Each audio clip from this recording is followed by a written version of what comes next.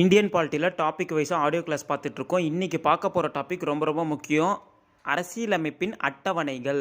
நமக்கு 12 அட்டவணை தெரியும், அது என்னன்னு தெரியும். அது ஒவ்வொன்றையும் வந்துட்டு கொஞ்சம் கரெக்டாக எலாபரேட்டாக டீட்டெயிலாக பார்த்து வச்சுக்கணும். இந்திய அரசியலமைப்பு சட்டத்தில் அம்பேத்கர் மொத்தம் 8 அட்டவணை தான் எழுதினார். அதன் பிறகு 4 அட்டவணை புதிதாக ஆங்காங்கே சேர்க்கப்பட்டது தான். மொத்தம் தற்போது 12 அட்டவணைகள் இருக்குது அப்படின்னு சொல்கிறாங்க. ஃபஸ்ட் அட்டவணை பார்த்திங்கன்னா இந்திய ஒன்றியத்தின் பெயரும் மற்றும் அதன் மாநிலங்களின் பெயரும், இந்திய ஒன்றியத்தோட பெயரும் மாநிலங்களோட பெயரும் இருக்கும். Name of the union and States.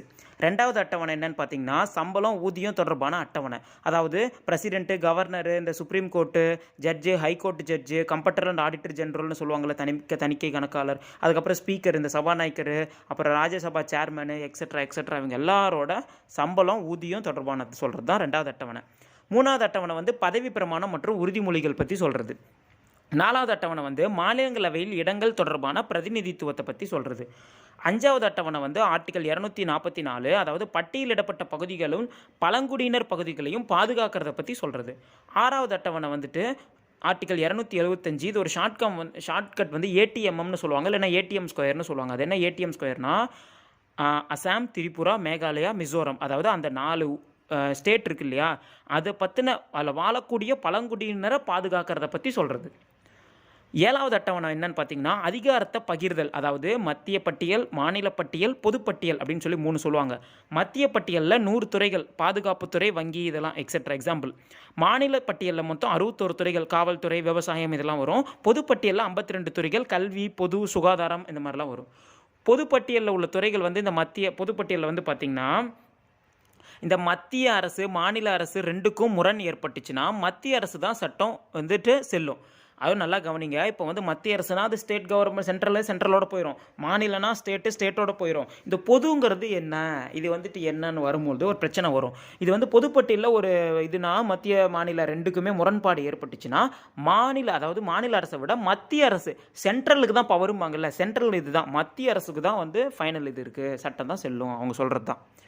மேற்கூறிய 3 துறையில் பட்டியலில் பார்த்திங்கன்னா இல்லாமல் ஏதேனும் புதுசாக இருந்துச்சு அப்படின்னா அது எஞ்சியுள்ள அதிகாரம் அப்படின்னு சொல்லுவாங்க. அதற்கு சட்டம் போகும் அதிகாரம் மட்டுமே மத்திய அரசிட்ட தான் அதுவும் இருக்குது. இந்த 3ம் இல்லாமல் வேறு ஏதாவது ஒன்று இருந்துச்சு புதுசாக அப்படின்னு ஏதாவதுன்னா அது எஞ்சியுள்ள அதிகாரம்னு அதுக்கு பேர் வச்சுருக்காங்க.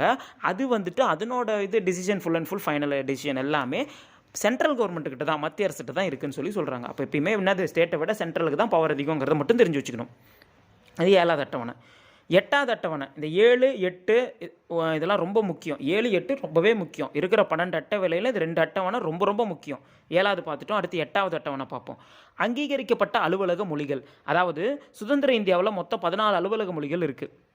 அதன் பின்பு பார்த்தீங்கன்னா சட்டத்திருத்தம் மூலமாக ஆங்காங்கே சேர்க்கப்படுறோம். இப்போ 21வது சட்டத்திருத்தம் 1967 சிந்தி மொழி அப்படிங்கிறது இந்திரா காந்தி ஆட்சியில் சேர்க்குறாங்க. 71வது சட்டத்திருத்தம் 1992 கோங்கானி, மணிப்பூரி, நேபாளிங்கிறத நரசிம்மராவ் ஆட்சியில் சேர்க்கிறாரு.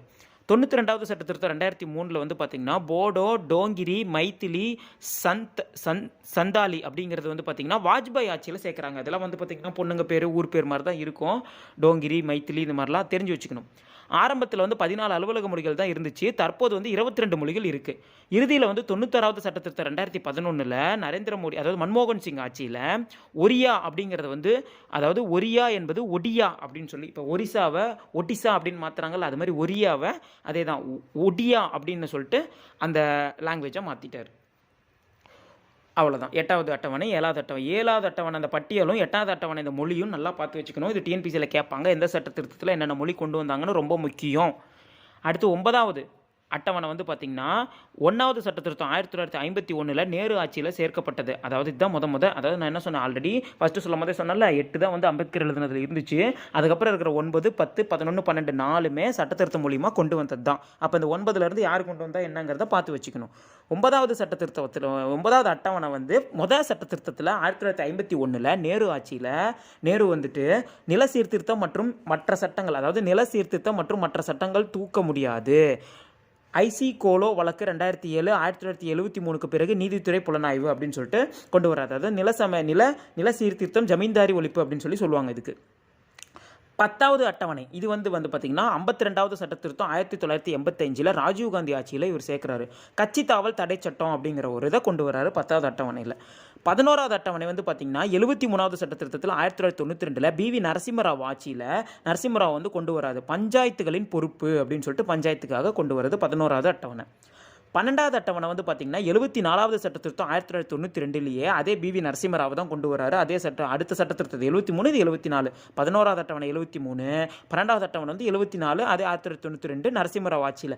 எந்த ஒரு அட்டவணை எந்த ஒரு சட்ட திருத்தம் எதை படித்தாலும் சரி அதனோட வருஷம் அதை யார் கொண்டு வந்தால் ஒரு கேஸ் படித்தா அதனோட தீர்ப்பு எல்லாமே தெளிவாக படித்து வச்சுக்கணும். ஒரு ஆர்டிக்கல்னால் எந்த இதில் வருது எல்லாமே. ஸோ நரசிம்மராவ் ஆட்சியில் வந்துட்டு 74வது சட்டத்திருத்தத்தில் என்ன கொண்டு வராருன்னா நகராட்சிகள் பொறுப்பு அப்படின்னு சொல்லிட்டு 12வது அட்டவணையில் கொண்டு வராங்க.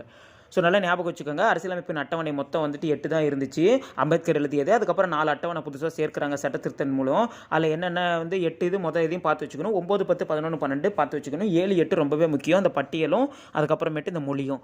ஸோ அட்டவணையை பற்றி இதுக்கு மேலே உங்களுக்கு கொஷினே வராது. இந்த அட்டவணையில் என்ன ஏது எதில் என்னென்ன இருக்குன்னு சொல்லிட்டு தெளிவாக பார்த்து வச்சுக்கோங்க. இதுலேருந்து கொஷின் பாயிண்ட் ஆஃப் வியூவில் தான் நம்ம எழுதணும். அடுத்த ஒரு ஆடியோவில் பார்ப்போம். தேங்க்யூ.